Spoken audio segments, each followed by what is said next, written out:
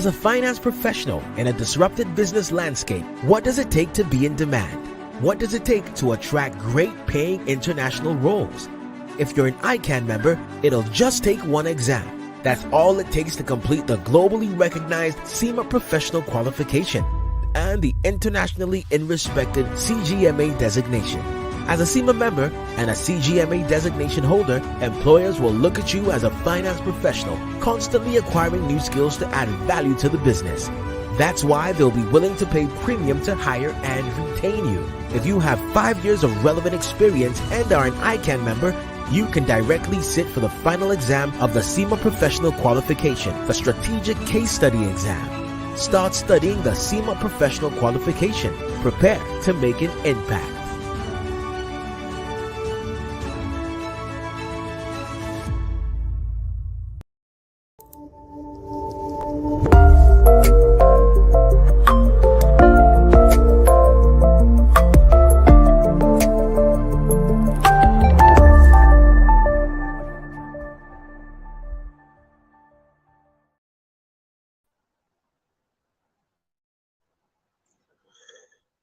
Good evening, professional colleagues, friends, and students of the Institute.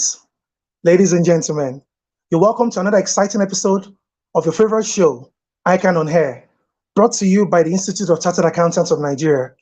I'm your host, Olamide Balogun, FCA.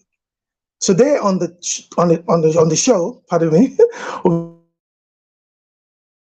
the first 100 days in office, what Nigerians should expect from the new government.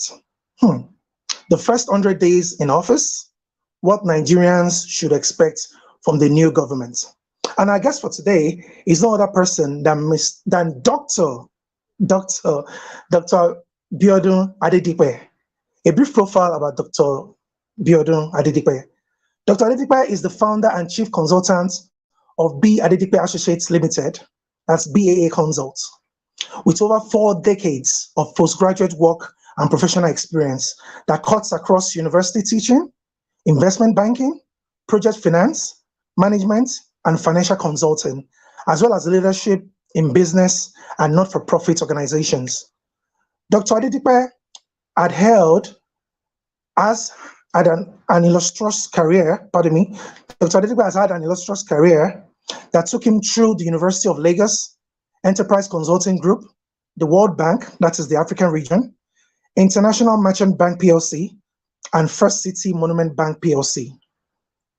He received his doctorate degree in industrial economics, specializing in corporate finance from the University of Lagos in 1989, and a bachelor's in economics, first class, from the University of Ife, now Obafemi Awolowo University, OAU, in 1980. And bagged several awards in the process, including Sir Adam Thompson Scholarship as visiting doctoral students to the University of Sussex, United Kingdom in 1984. Respected professional bodies, including the Institute of Directors, Nigeria, Chartered Institute of Bankers of Nigeria, the Nigeria Economic Society, and American Economic Association. Biodun's technical expertise is wide-ranging, covering corporate strategy, research, and economic analysis, solving complex business problems, and assisting clients to execute business solutions in line with their corporate strategies. He sits on the boards of some profit-seeking and not-for-profit organizations, and he is actively involved in director development at the Institute of Directors, Nigeria. He has served in various capacities in government, including member of the Presidential Committee of Experts on the Redenomination of Naira, November 2008, member of the Federal Government Committee of Experts on Expenditure Review, October 2010 to March 2011, and senior special assistant to the President, Financial Sector Development in the Office of the Chief Economic Advisor, 2011. Biodun founded BAA Consult in February 1993, and he has been responsible for charting and managing the firm's strategy and activities since operations commenced in March 1994. Believe me, viewers, that is indeed a full one, and I'm sure our guest is here and fully alluded to unravel to us what the topic entails today. We'll quickly go on a brief commercial break. As we usually say, this is the best place for you to bring in your commercials as we are viewed globally. So I'll go on a quick commercial break and come in with the guest segments. Please stay tuned. I'll be right back.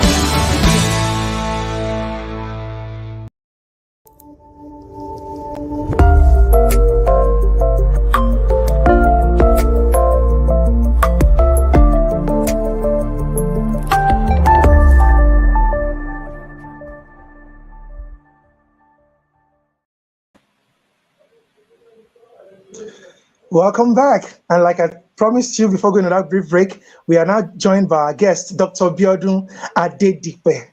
Good evening, sir. Welcome to ICAN on AIR. Thank you very much. Good evening, Olamide, and also the viewers and audience. Thank you so much for having me. We are so glad to have you here, and I'm sure my viewers are also itching for us to go straight into the thick of the meat, as we all know that time is always precious, and we sincerely appreciate you, sir, for making out your time. Our topic for today says the first 100 days in office, what Nigerians should expect from the new government. And permit me to start this way, sir. The Nigerians have just elected new set of office bearers, I beg your pardon, at the federal level, and if not for the postponement of the states, we also would have had that of the state office also. It is always a privilege to have you as a guest on ICAN on AIR, and our global audience are itching to tap from your wealth of knowledge once again, sir. Sir, could you please let us start this way? Give us your impression of the Nigerian democracy evolution since the commencement of this democratic cycle. All right, thank you so very much. Now, that means taking it from 1999. And it is quite interesting because the pattern we have followed in interpreting this is to take a pre-election year, which for us in this dispensation would be 1998, and then we say, okay, what happened in 1998? 1999 was election year. What happened in that year? Is there anything we can learn from those 2 years, the way the things worked out? And then we move on to the next phase, which would be 2002, 2003, then 2006, 2007. Then we look at 2010 and 2011. Then, of course, we come to 2014 and 2015. Then 2018, 2019, and now we are in 2022 and 2023. So now, if we look at the pattern over time, we've seen instances where a sitting president won re-election for a second term, in which case we did not expect any major shift in policy. and it turned out to be so. And now we talk about 2003, where President Obasanjo won the election, was re-elected, so he had a second term. We saw a similar thing play out with President Buhari. Okay, he won 2015, had re-election in 2019. So there was no major policy shift. Then every other year we have seen, okay, a change of party. In 2007, yes, the same political party, by the way, but different leaders as president. So there was some bit of shift in policy. Okay, we saw some reversals at the time. We saw also some new policies adopted. Okay, now we came to 2015, a shift from one party to another. Okay, and also, of course, from one actor to another. We saw some major policy shifts. Now, this time around is like a repeat of what we saw in 2007, where the same party in charge in the last 8 years has won the election at the national level. So we have a president-elect who is from the same party of the outgoing president. Okay? But even at that, because of the challenges we are facing today in Nigeria, okay, that brings us to the point where we can now say, should we expect some major policy shift? And of course, my answer to that is yes, in the light of the challenges we are facing. Okay, and that will be my starting point, that the experience of the last 24 years of this democratic dispensation shows clearly that we should expect a shift in a lot of our policy plans in order to reset the economy in the direction that will bring inclusive economic growth. That's the challenge we are facing today. We don't just want to grow the economy, we want to grow it in an inclusive manner. And it's also important for me to put this in context, that the year we are in is peculiar, 2023. Peculiar in the sense that we have a president, which of course, traditionally for Nigeria, will play on 3 stages. The first is the global stage, the second is the African stage, and the third one is the Nigerian stage. So in which case, whatever we are going to discuss also must be put in that context of what is happening globally, what is happening in Africa, and then we come home to Nigeria. So that's the way I would like to start it. Very well put, sir. Thank you so much for that. Would I say a mini history class? I like the way you took us from that journey up to where we are right now. And that's indeed very good, sir. My viewers, I'm sure you are itching to ask your questions, but just hold on. Keep the questions coming in while we engage our guest more, and we'll keep taking your questions as the show goes on. Sir, let me follow up with this. It was observed that since the commencement of this democratic cycle, the last election was the first time that none of the frontrunners for the nation's presidency was a former military head of state. Would you attribute this to the adjustments of democratic rule? Well, maybe let me say that with the exception of Yar'Adua in 2007, okay, so we have now a situation, I have an interesting, remark around that on occasions where the democratically elected president is someone, like you said, dropped khaki for agbada. Okay. Yes. That's the way I describe it. But this time around, we have a president-elect today, and that is hoping that when we go through all the usual traditional challenges, elections come and go, somebody will win, others will lose. And losers will say the election was rigged. But ultimately, all the noise will be settled. We have somebody in office as the president, okay? Now, the beautiful thing is that the major contenders this time around are all people that have no history of khaki on their back, as rightly said. So that also means we may begin to expect to see accentuation of democratic principles and tenets in the new government we're going to have beginning May 29, 2023. So that I expect will be a different, let me say, air to breathe, and they put it that way, and that air I also expect will be fresh. So it will be fresh air to breathe. We can begin now to have true democratic conversations, without the president carrying, the burden. And I saw that with the outgoing president. that ordinarily there are some tough decisions he would have made, but he was constrained, in my own estimation as an analyst, from taking them, because he probably felt if he took those decisions, people will begin to label him as an autocratic leader as a result of his military background. So, but what we are having now is someone who don't have that kind of burden. And so this person can truly interpret the challenges we are facing as a nation and then come up with his team with, policy choices that are based also on work through the democratic tenets without bearing in mind that anybody could label him as possibly, an autocratic leader or somebody who is more inclined to democratic practices. To military practices of unitary government, as we call it. Yeah. Very, very well said, sir. Just like you said, it's good to know that we will probably have a breath of fresh air, and hopefully we can now have true democratic practices being put in place. Very well put. We are being guested today by Dr. 100 Days in Office, What Nigerians Should Expect from the Event. And it's been very insightful thus far. Doctor, let me produce this way. Let me continue this way by saying that one of the criticisms of the outgoing administration was the late inauguration of the Federal Executive Council, which many believes negatively affected the expected deliverables. Do you share this sentiment, and what is your position in this regard for the incoming government? Excellent question. Now, for me, as an operator in the system, as an entrepreneur on the one hand, and also as an analyst and policy advocate, when I look back at 2015 and consider how long it took the president-elect then, about this time, to put together his cabinet, and we ran almost 6 months before we had a full cabinet in place. Now, I wouldn't expect that to happen this time around, and for good reasons.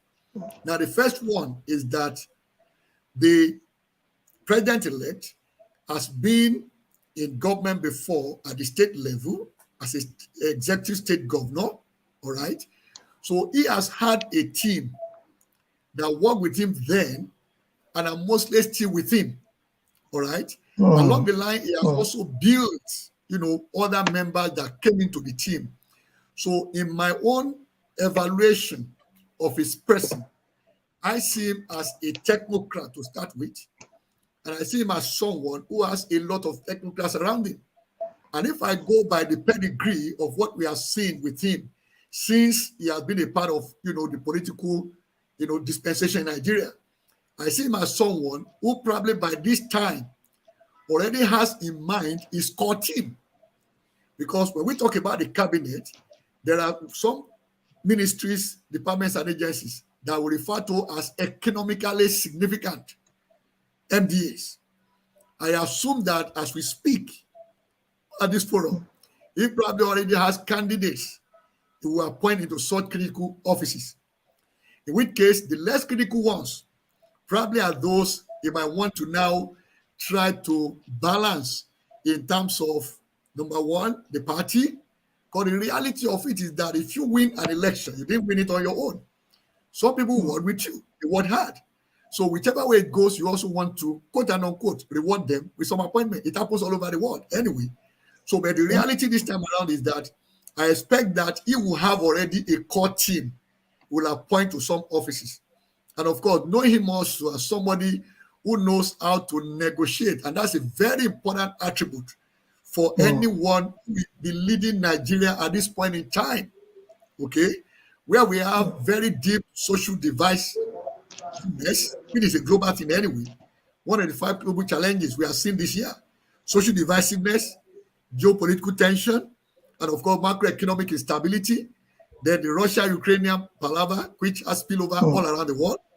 And of course, we talk also about the pandemic, whether we like it or not. Those are the 5 major global challenges we are facing today. We need to also interrogate them and deal with them. So I expect him to have his cabinet in place faster than we had in 2015. And most likely also, a good number of the members of his cabinet will likely be technocrats and professionals that are tested, and therefore we don't have much trouble getting the approval from the Senate. So that is the first thing I expect from this government. Okay, okay, good, good, very good. We are all optimistic, and we believe that just as you've highlighted, peradventure, anyone is listening close to the incoming government will put in this tips that you're giving them and run with it and make it as swift as possible. Sir, 100 days in office is associated with politicians and the political class. Please briefly run our global audience through the historical origin of 100 days in office and its practical relevance to the political class and the citizens, especially today. Fantastic. Now, 100 days, first 100 days in the office is like saying, okay, the first 3 months plus another 10 days in the office. So what do you want to show for it? As a proof that the mandate the people gave to you actually is well deserved. And that brings me to what we saw before the election. And in interpreting what we saw then, we said, look at the 4 frontline contenders. Each of them had a manifesto. The manifesto detailed what they would do when they got into the office. Now, one of them has won the election, has been declared as the president-elect by the body legally charged with that responsibility. Okay? So at this point in time, therefore, what we'll be interrogating more will be the manifesto of the president-elect. And then we now ask ourselves, the elements in there, because we expect that if they will follow the general pattern we talk about, strategizing for governments, whichever level, whether, at the central or subnational, it should be a matter of splitting your initiatives into 3 major components. Those that are immediate, we can call them low-hanging fruits. Then those that are medium term, and then the long term. So one of the things we expect therefore in the first 100 days are the low-hanging fruits and those you can address immediately. So what are they? So those are the things that I expect the president-elect to focus on and say that if I hit this iron straight in my first 100 days in the office, I should be able to show Nigerians deliverables, tangible, they can hold on to convince them that truly they did not make a mistake. That is how this 100 days, first 100 days in office became a kind of tradition, not just in Nigeria, but globally. And so it now became something that those who also evaluate government's performance adopted as a yardstick. Oh, yes. Where we now say, okay, even if you don't tell us that you want to measure yourself after 100 days in the office, those of us watching you, we now say, okay, this fellow has spent 100 days in office. What has she or he achieved? And so that also makes us to say, okay, if this fellow did in the first 100 days achieve this, what should we expect when this fellow does 1,000 days in the office? And then by the time the term actually ends, when we now begin to discuss whether to give this person another term or say, look, we want somebody else in that office. Okay? It's a very good thing to look at. First 100 days in the office. Okay, all right, very well put, sir. It's a very good thing to look at because it shows us, as they usually say, they'll say the money shows the day. So it shows us what we are to expect as the day goes on. Thank you so much, sir. So our global audience, we are being guested today by Dr. Biodun Adedipe, and we're discussing the topic, the first 100 days in office, what Nigerians should expect from the new government. And I dare say it's been a very insightful conversation thus far. Please send in your questions, and we'll be taking them gradually as the show goes on. Doctor, let me proceed this way by saying our intention today is to scrutinize the expectations of Nigerians from the incoming government. Expectations will center around economy, security, education, health, to name just a few. These are no doubt Herculean tasks. Please take us through your thoughts of what to expect in the first 100 days of this new administration. All right, thank you so very much. Now, for me, as an analyst and policy advocate, I've looked at the Nigerian business environment and put the challenges in 7 categories. And of course, it reflects what we just said now. Macroeconomic concerns relate to interest rate, exchange rate, inflation rate, unemployment rate. Okay, there's the issue of poverty, which reflects in the purchasing power. We also look at unemployment again in there. Part of that also is talking about out-of-school children. Then, of course, we made reference to insecurity, very huge challenge, which contributes to the cost of logistics, that is moving goods around, and people too. That also creates distribution constraints. And of course, it brings also a constraint to investment opportunities, because you get more investment in a more secure environment. Then there's the issue of infrastructure. Okay. Then you talk about technology, the pace of technology. And then government fiscal space, that's talking about how government generates revenue and also our expense revenue. Big challenge for Nigerians are today. Then energy and climate change, big issue. Last year we had the floods in many parts of Nigeria. There's a warning already, as it were, from NIMET that we have a repeat of flooding this year again. So now these are major challenges facing us. So I expect that on each of these, the president-elect, once it's inaugurated, hits the ground running. Because as they appear to us, those of us conversing here, so it must be to him and his team. So I expect them, therefore, to have what they will do as a first response. And my reference always is that when you talk about the economy, macroeconomic wise, I call three particular rates. I call them macroeconomic prices. The first is inflation rate. That relates to what it costs you and I and everybody resident in Nigeria to buy the regular things required to sustain your family. Okay? So when the price goes up, it's a burden on us.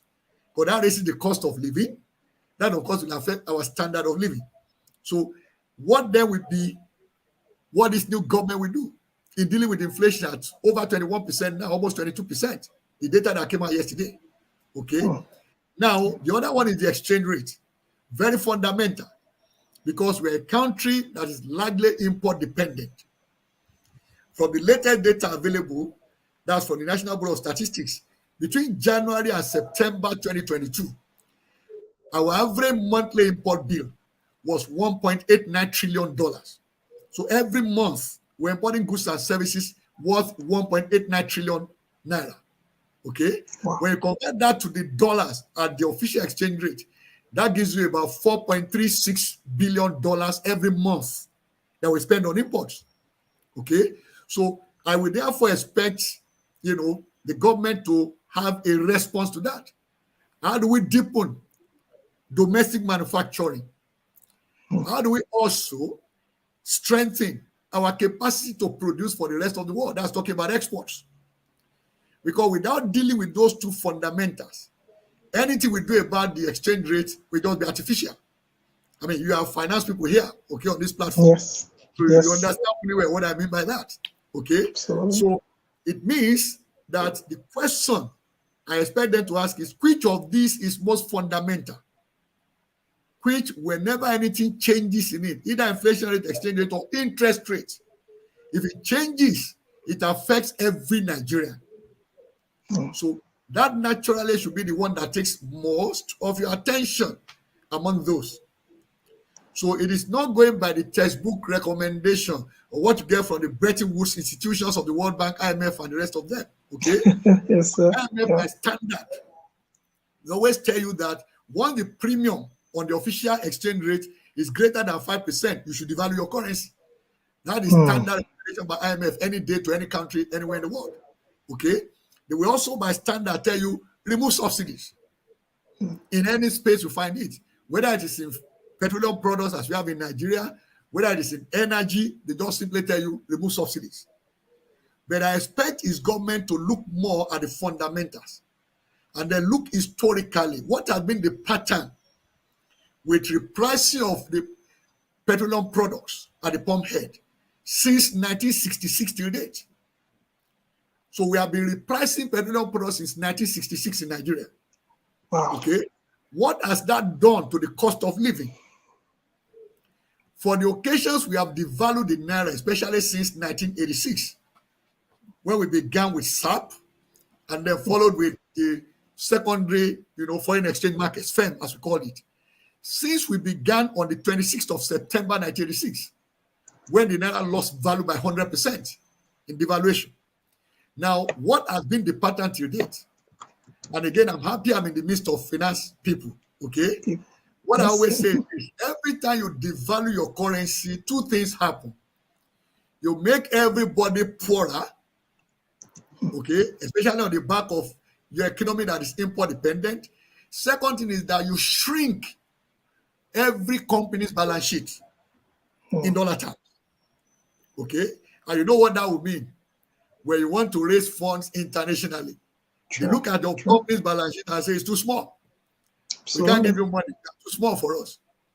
I mean, these are things we experience on an ongoing basis. So I expect his team to interrogate the realities on the ground and then also come up with policy positions that will strike a balance between what we call the typical Bretton Woods institutions recommendations and the reality of Nigeria, which are things we live, we see, and live with every day.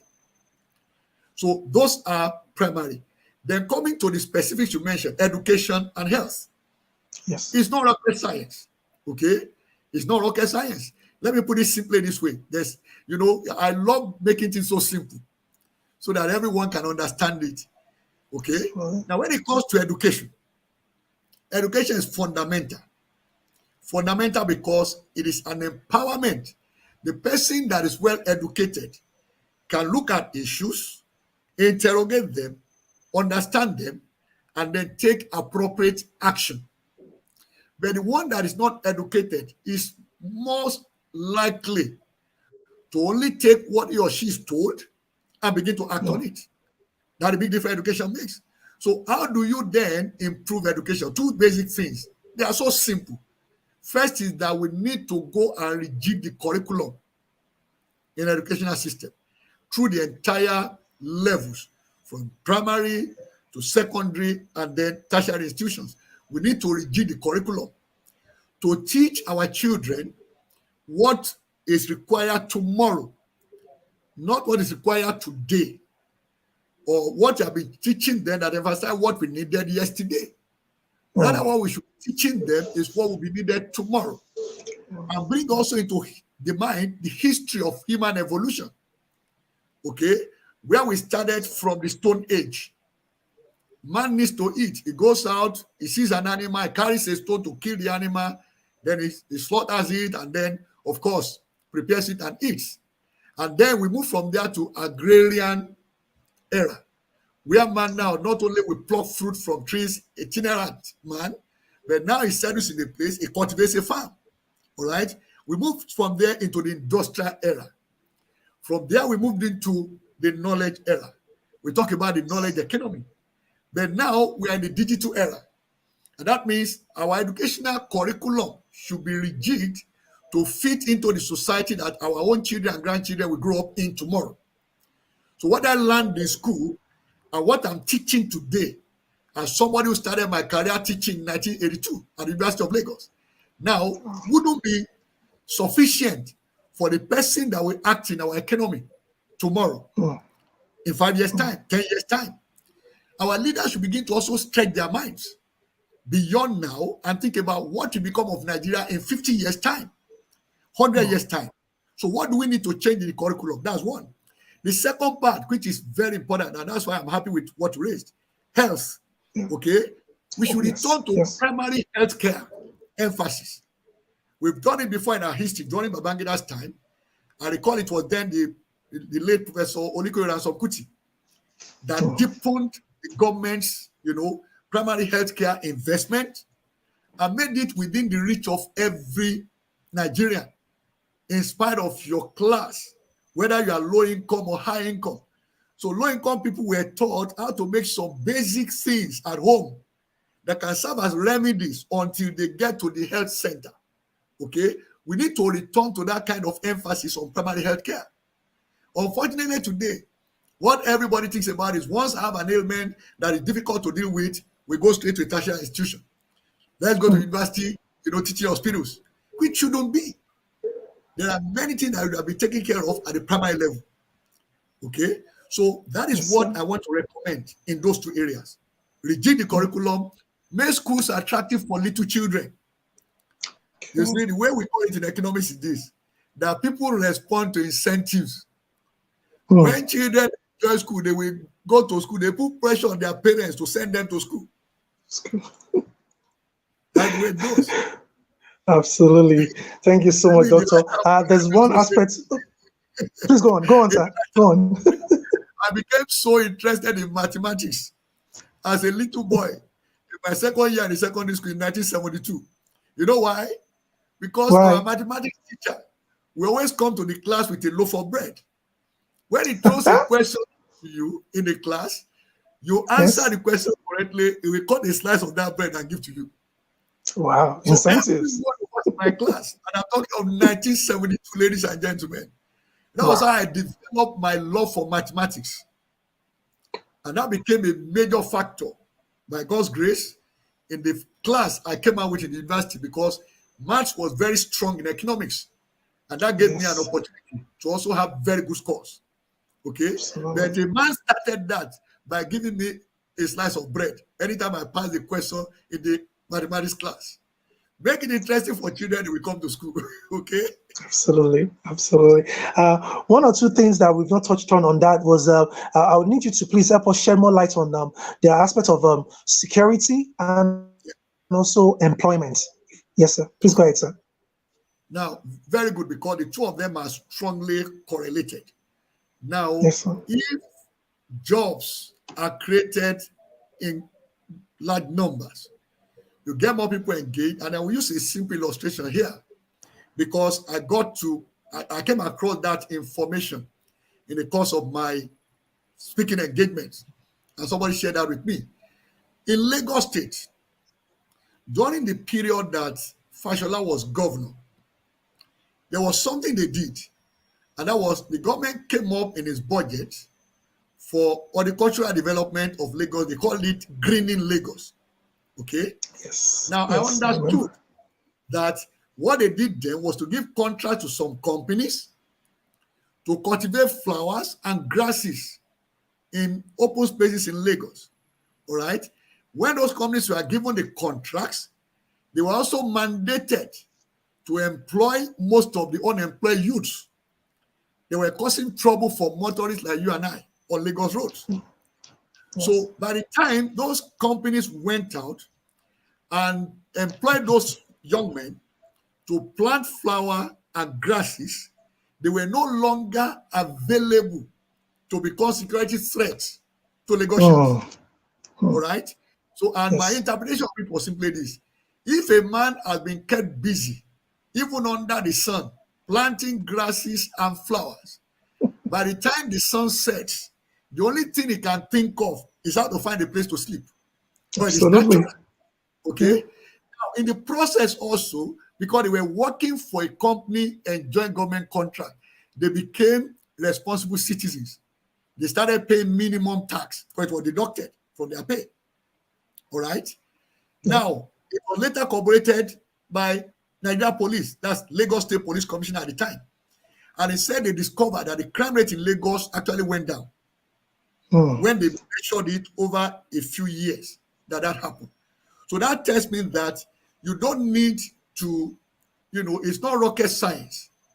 Look around you, there are things that can benefit the environment, the society, that can be introduced as policies and programs that can create jobs immediately and connect also to security. So when you therefore look at this, what we say is that, look, what are the particular needs? And the government also can go the way, for example, that the president-elect once mentioned in one of his interviews I listened to, and that is provide incentives for the private sector. I remember I once put this up as a suggestion to our government sometime in 2019 or so. And I said, we came out of recession in 2017. And then we came to 2019. COVID-19 started in December in China. By 2020 March, it became a pandemic. That is a global health crisis. Right. So I said, one of the ways the government can also give incentive to the private sector would be to look in their books and say, okay, for companies that paid taxes in 2018 because we hadn't filed 2019, returns then, as at that time. As I look back at 2018 data, and now all companies that pay taxes, tell them that you are giving them a rebate of a certain percentage.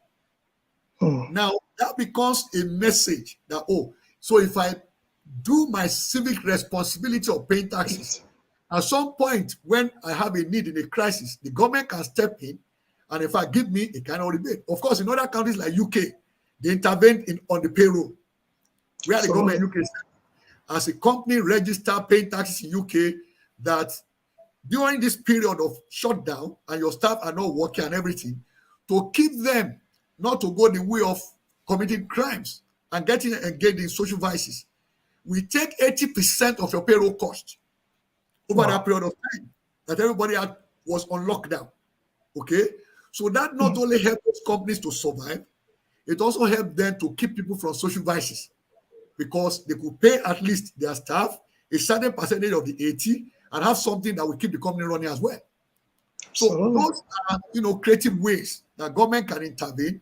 Say, for example, any company that creates this number of jobs, the government is going to give you a tax rebate. That can drive thousands and millions of jobs within a short period of time. So those are the kind of things I expect them to do in the next between and unemployment. Absolutely, sir. Thank you so much for that detailed breakdown. Just as an addendum to it, one of our regulars, the person of Fagbola Adeni, he has a question here. He's saying, sir, what will you recommend to the new government to engage in as a critical lifesaver for the poor people when subsidy is removed? I guess he's already envisaging that to happen. Yes. I can see it on the dashboard. Fantastic question. Yes, sir. And it is so because it's something that needs to be interrogated. And the reason is very simple. The president-elect, in the course of campaigning, had made it very clear that he's going to remove subsidy. Of course, when you look at the numbers also, they are quite staggering. Because 2 days ago, I had to compile those numbers. Even myself compiling the numbers, it created some kind of quote and unquote some fear for the country. Wow. Where the numbers were growing, especially since 2016 till date. All right. So now there is no government reasonable that will not think about removing that subsidy. But what I want them to do is to interrogate it more. What are the triggers of the subsidy? Not indication of we are consuming 80 million liters of petroleum products, that is particularly PMS, daily in Nigeria. No, I won't stop at that, 80 million liters per day. I want to know what are the issues involved that culminate in the subsidy. The first is the fact that we import practically 100% of the refined product that we consume. So in which case, the first line I want them to pay attention to is how do we begin to refine more of the petroleum products we consume locally, okay? And we expect that the president-elect will call a meeting even before his inauguration. I'm with Aliko Dangote. Find out from him, for example, when will your refinery come on stream? When will it begin to churn out products for our country? Okay? So that in one way helps you. Then the second way is that the rate at the price at which you sell crude to Dangote refinery must not be the same rate we sell crude at the international market. I've said that repeatedly. Okay? So also interrogate the cost of production of crude. Because all of these things culminate in what we label as subsidy. A lot of it is due to inefficiencies to start with. So how do we cut off inefficiencies in that process to start with? Life, we call it, a social safety net. That's what we call it. What kind of social safety net can we provide for those at the bottom of the pyramid if we remove the first subsidy? That also means we ask ourselves, who are the major beneficiaries of this first subsidy? If we want to be realistic, it's you and I that have cars, all right? So, and then it means that the person who has a car to run, obviously, is getting fuel at a subsidized price. And if you want to therefore take that to the market price, ask yourself again, for those who don't have cars, how do they travel? In which case, we have to put a lot of emphasis on the alternative means of commuting. How many of those public commuting, vehicles run on petrol, which is only petrol that is subsidized? So how many of those vehicles run on petrol? In what way can we reach those ones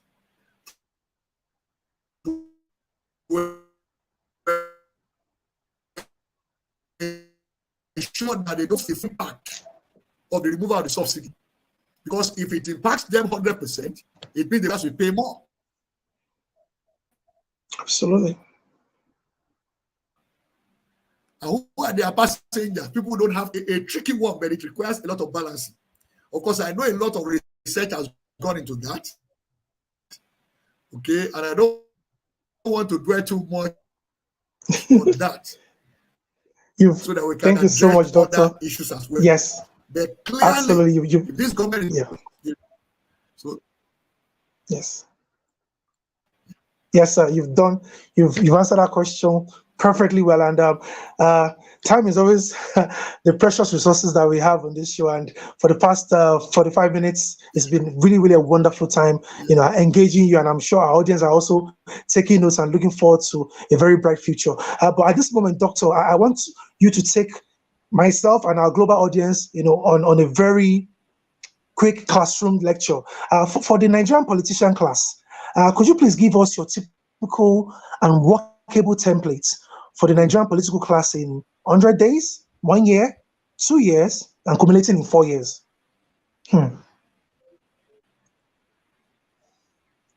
Also talk about this to our political class. Now, one thing they must keep in mind always is that there will always be a day of reckoning. And that means there will come a time you have to account for not only your time in office, but the resources made available to you. And I recall making a comment when the then president was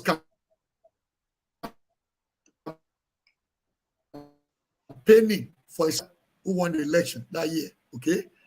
And he made a remark that he was recommending Yar'Adua to us Nigerians to vote for because the man won't steal our money. We say yes. Then the next thing he said is, as the man was exiting Katsina as the state governor, he would leave 6 billion naira in the coffers. That was what he argued then as a reason for us to vote for him. Oh, well and good. He won the election. But one thing I put before Yar'Adua's government in 2008, and this is my message to the political class, 2 major things here. Number one is that we did not vote you into office to save money for us. That was what I said to Yar'Adua's government in 2008.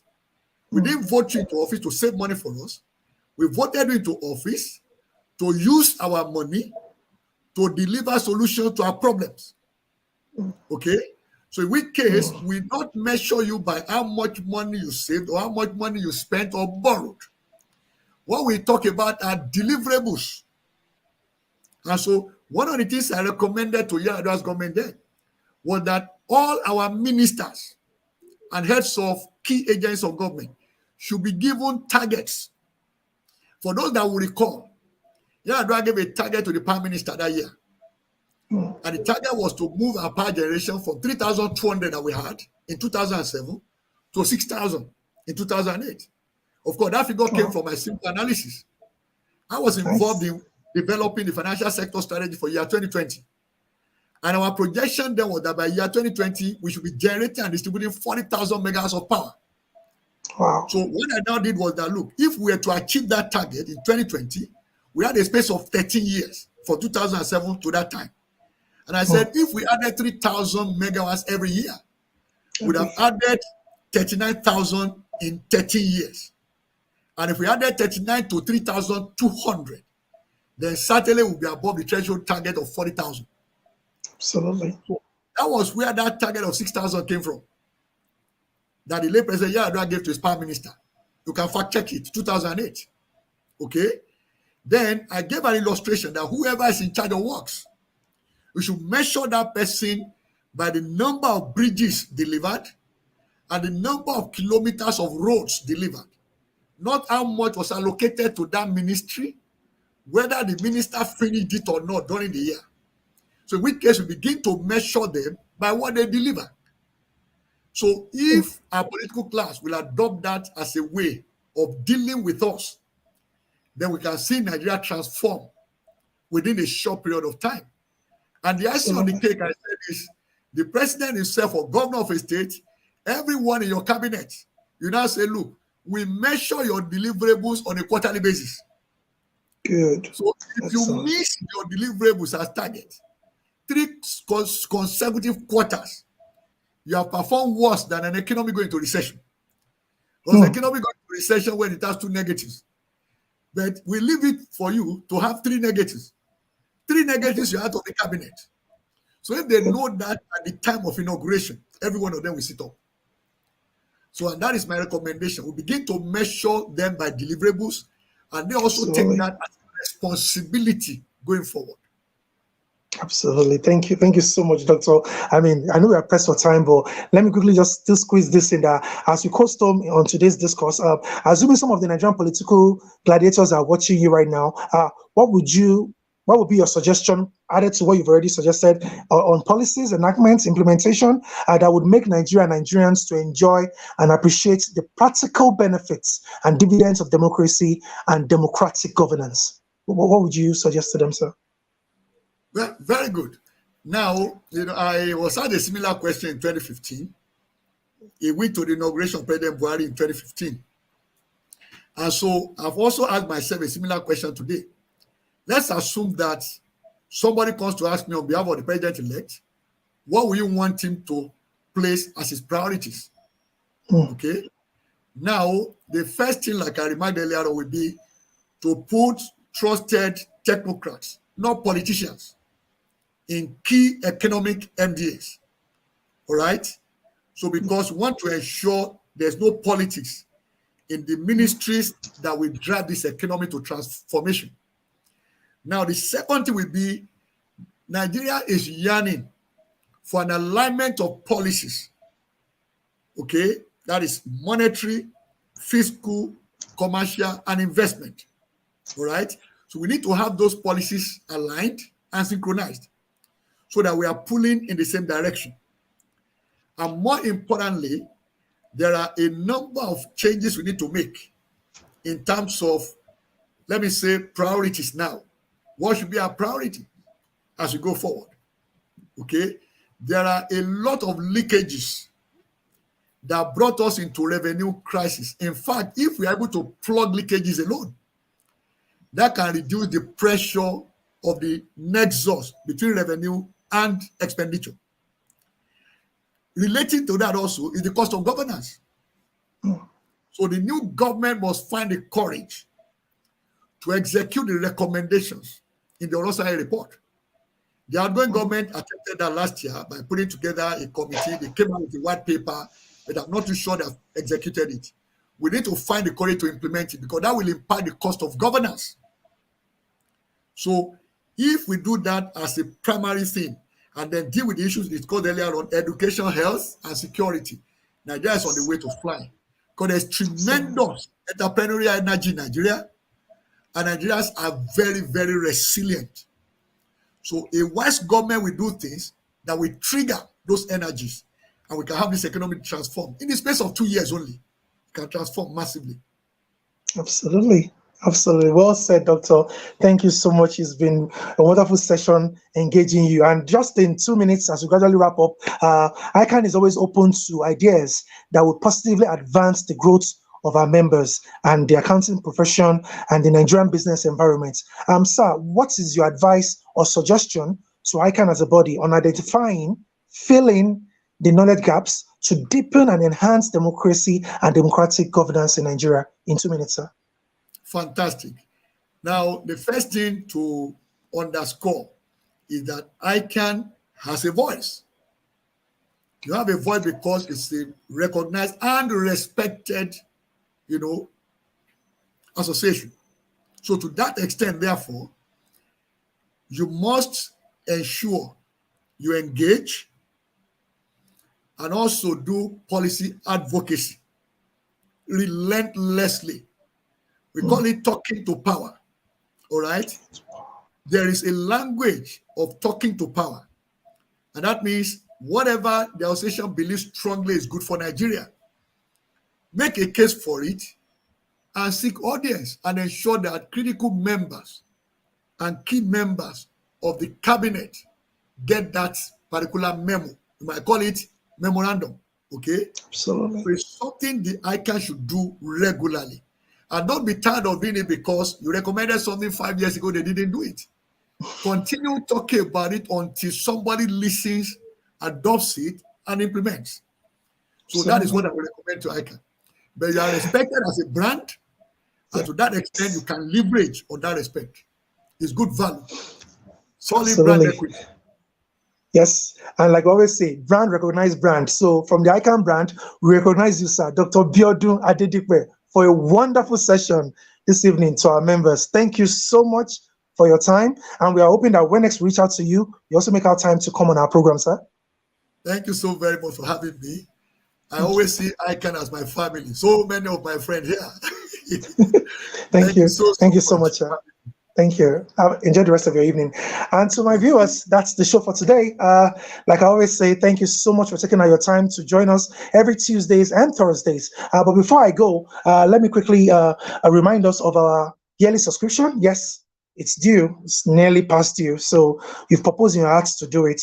Please go ahead and just make that transfer today. For the ACA and the FCAs, you know the appropriate amount you have to pay. Just kindly log on to our website. That's www.icanig.org, and all the information and the easy payment mode are there for you to follow. Also, in that same vein, for all our members who are due for the fellowship conferment, please kindly get the forms filled, get your payments regularized, and ensure you get everything done on time, because I do believe tomorrow is the last day. So please, a stitch in time, they say, saves 9. So do that which you're supposed to do right now and do it well. And like I always advise us, the annual dinner, the ICAN annual dinner is coming up. The tickets are selling fast. So you want to be a part of that beautiful award night. So go ahead and get the tickets. That's it for today. Until I come your way again next week with another amazing guest discussing another insightful topic. I'd like to say a big thank you to everyone for tuning in. On behalf of the producers, the editors of this great and beautiful show, I am Olamide Balogun FCA saying thank you for tuning in. Stay safe and bye for now.